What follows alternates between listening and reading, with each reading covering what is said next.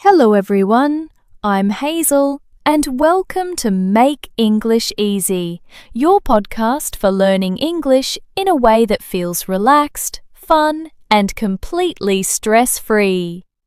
Today we're diving into a skill that's often overlooked but incredibly powerful for improving your English: reading. When you think about learning English, what comes to mind first? Maybe it's speaking fluently with friends, understanding your favorite TV show without subtitles, or catching every word in a fast-paced conversation. Those are all important goals, and I know they're exciting.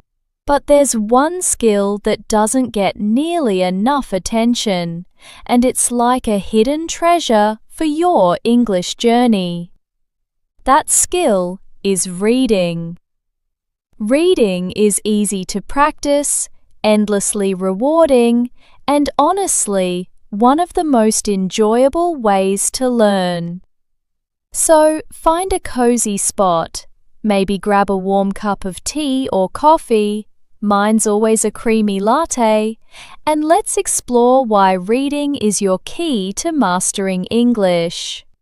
By the end of this episode, you'll see why reading isn't just a skill, but a lifestyle that can change how you learn, think, and speak in English. Let's start with something I love about reading. It's a peaceful escape from the chaos of everyday life. Imagine this: you're curled up in your favorite armchair with a soft blanket, or maybe you're tucked into bed with a fluffy pillow. The world outside is noisy, phones buzzing, notifications pinging, but right now it's just you and a book. No stress, no pressure, just a story or an idea pulling you in. For me, reading is like a mini vacation. Whether I'm lost in a mystery novel that keeps me guessing or a fascinating book about how our minds work, I feel my worries melt away. That quiet focus, where it's just you and the words, is like hitting the pause button on life's craziness. Why does this matter for learning English? When you're relaxed, your brain is open to learning. Studying can sometimes feel like climbing a mountain, but reading in a cozy space feels effortless. You're not just chilling out, you're soaking up English without even trying.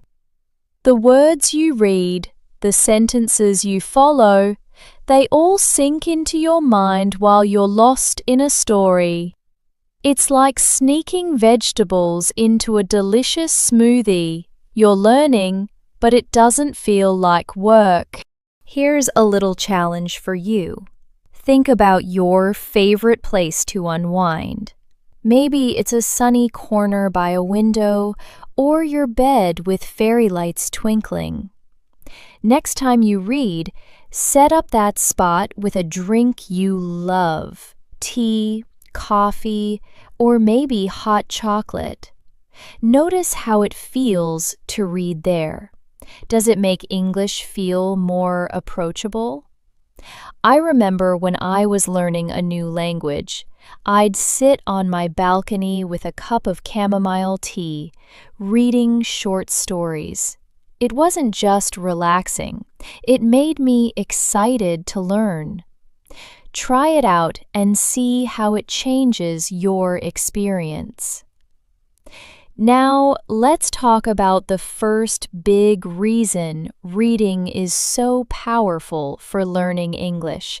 It strengthens your memory. When you read, your brain is working hard behind the scenes. You're not just looking at words, you're connecting them to ideas, following a story, and remembering what happened a few pages ago. It's like a gentle workout for your mind, like stretching or yoga. Every sentence you read exercises your brain's ability to store and recall information. For example, imagine you're reading a novel about a detective solving a mystery. As you follow the clues, you're remembering character names, plot twists, and new words like alibi or suspect.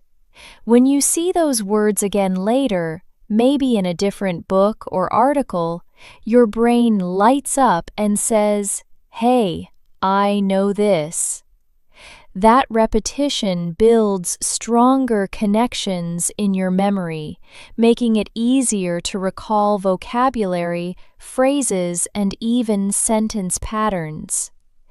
It's not just about single words either. Reading helps you remember complex ideas, like how a story unfolds or how an argument is built in an article. This mental exercise makes your brain better at holding on to English, and it helps with other areas of your life too. Let me share a personal story. When I was younger, I struggled to remember new words in English. I'd write them down, but they'd slip away. Then I started reading comic books, simple stories with pictures that made the words stick. I'd see words like adventure or villain over and over, and soon I wasn't just remembering them, I was using them in conversations. It was like my brain had built a little library of words just from reading. Have you ever noticed how repeating something helps it stick, like a song lyric or a phone number? That's what reading does for English, but in a fun, natural way. Here's a tip. Start with short, engaging texts to build your memory muscle. Try a children's book, a short article, or a blog post about something you love. As you read, jot down 1 or 2 words that stand out. The next day, see if you can recall them without looking. Over time, you'll notice your memory getting sharper, and those English words will feel like old friends. Another huge benefit of reading is how it expands your vocabulary in a natural, enjoyable way. I know a lot of learners try to memorize word lists. I've been there, staring at pages of words like big, large, huge, enormous, until my eyes glazed over. It's boring and overwhelming. Reading, on the other hand, is like exploring a treasure map. You discover new words in context, surrounded by sentences that give you clues about what they mean. It's like your brain becomes a detective, piecing together the puzzle of a word's meaning. For example, let's say you're reading a fantasy story and come across the word enchanted. The sentence says, "The enchanted forest glowed with magical light." You might not know the word, but the context, forest, magical, glowing, hints that enchanted means something special or magical. The next day, you read an article about an enchanted evening, and guess it means a wonderful, almost magical night. Each time you see the word, you get another clue, and soon you understand it without ever opening a dictionary. That's the magic of context. It helps you learn not just the meaning, but how to use the word naturally.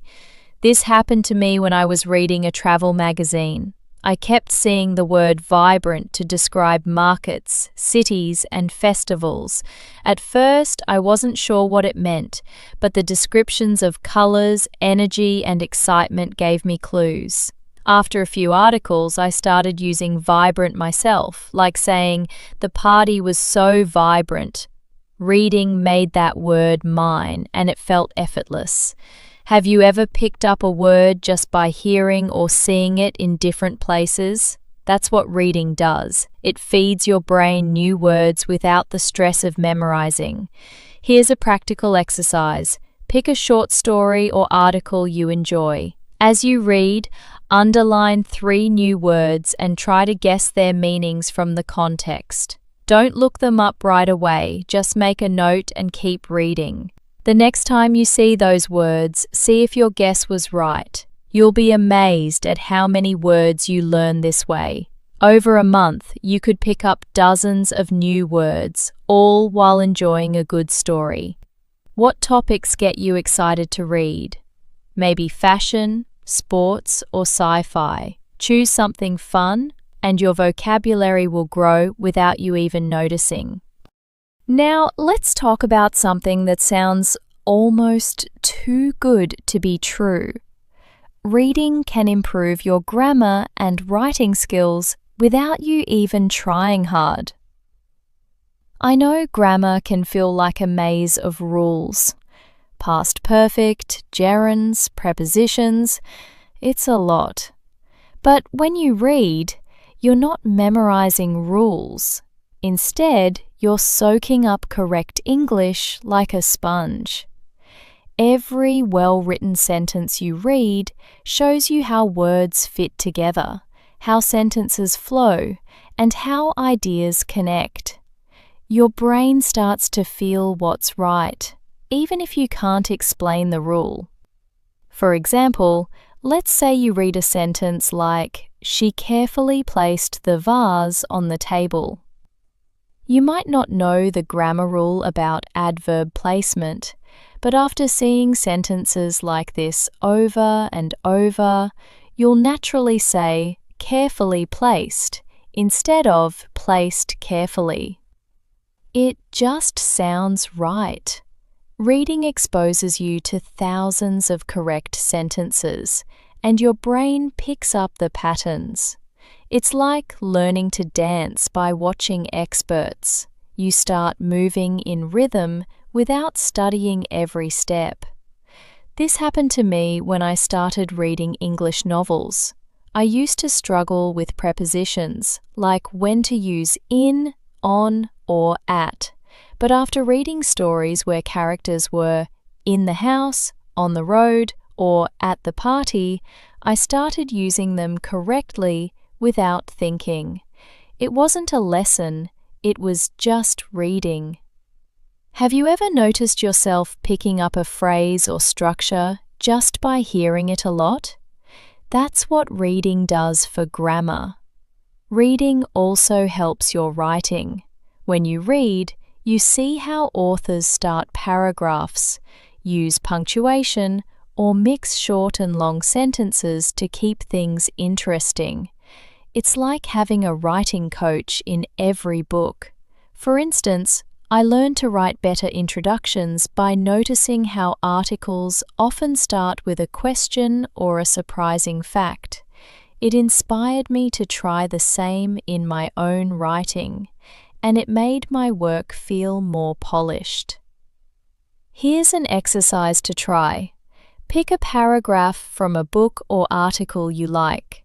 Read it slowly and notice how the sentences are built. Are they short or long? Do they use lots of commas or conjunctions like and or but? Then try writing a short paragraph of your own, mimicking that style. You don't need to study grammar rules, just let the reading guide you. Over time, your sentences will start to flow like the ones you read. One of the most exciting things about reading is that it doesn't just improve your English. It makes you more knowledgeable about the world. Every book, article, or blog post you read is a chance to learn new ideas, facts, and perspectives, all in English.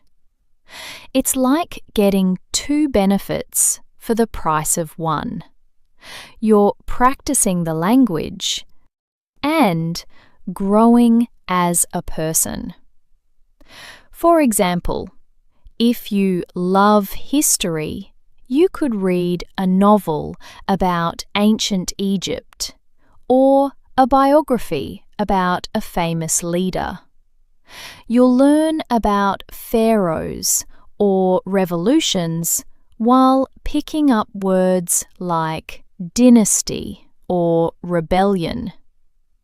If science is your thing, try articles about space exploration. You'll discover terms like orbit or galaxy while learning about the universe. Or maybe you're into cooking.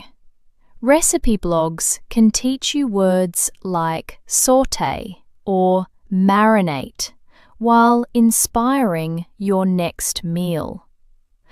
The possibilities are endless. And the best part? You get to choose what excites you. I remember reading a book about wildlife conservation last year. Not only did I learn about endangered species and ecosystems, but I also picked up words like biodiversity and habitat. Those words started popping up in my conversations, and I felt more confident talking about topics I cared about. What's a topic you're passionate about? Reading about it in English can make learning feel like an adventure, not a chore. Here's a fun challenge. Pick a topic you love, maybe travel, fashion, or technology, and find a short article or story about it in English. As you read, write down 3 new facts you learn and 3 new words. Share them with a friend, or even just say them aloud to yourself. You'll be amazed at how much you learn about the world and English at the same time. Now, let's talk about my absolute favorite tip for making reading even more powerful. Read aloud. I know it might sound a bit strange at first, talking to yourself in English, but trust me, this is a game changer. When you read aloud, you're not just using your eyes. You're using your mouth, tongue, and breath to form English words. This practice strengthens your pronunciation, helps you get comfortable with English sounds, and improves your overall speaking fluency. Think about it. Reading silently is great for understanding, but reading aloud brings the words to life. You're practicing how to say tricky sounds, like the TH in think or the R in river. You're also feeling the rhythm of English sentences, how they rise and fall, pause and flow. It's like practicing a song before performing it. The more you read aloud, the more natural your speaking becomes. I'll be honest, when I first tried reading aloud, I felt awkward. My voice sounded weird and I stumbled over words. But I kept going, starting with just a paragraph a day. Over time, I noticed my pronunciation getting clearer, and I felt more confident speaking in public.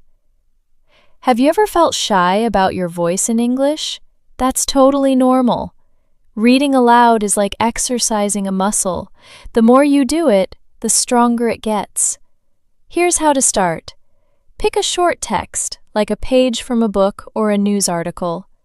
Read it aloud slowly, focusing on each word. Don't worry about mistakes. Just keep going. Pay attention to your tone, your breathing, and how the words feel in your mouth. If you want, record yourself and listen back. It might feel strange at first, but you'll hear yourself improve over time. Try it for 5 minutes a day, and I promise you'll see a difference in your speaking skills. So, how do you make reading a regular part of your English learning journey? It's all about finding what works for you and keeping it simple. Start small, maybe 10 minutes a day with a book, article, or even a comic strip. Choose materials that match your level. If you're a beginner, try children's books or graded readers. They're short, simple, and fun. If you're more advanced, dive into novels, blogs, or news articles.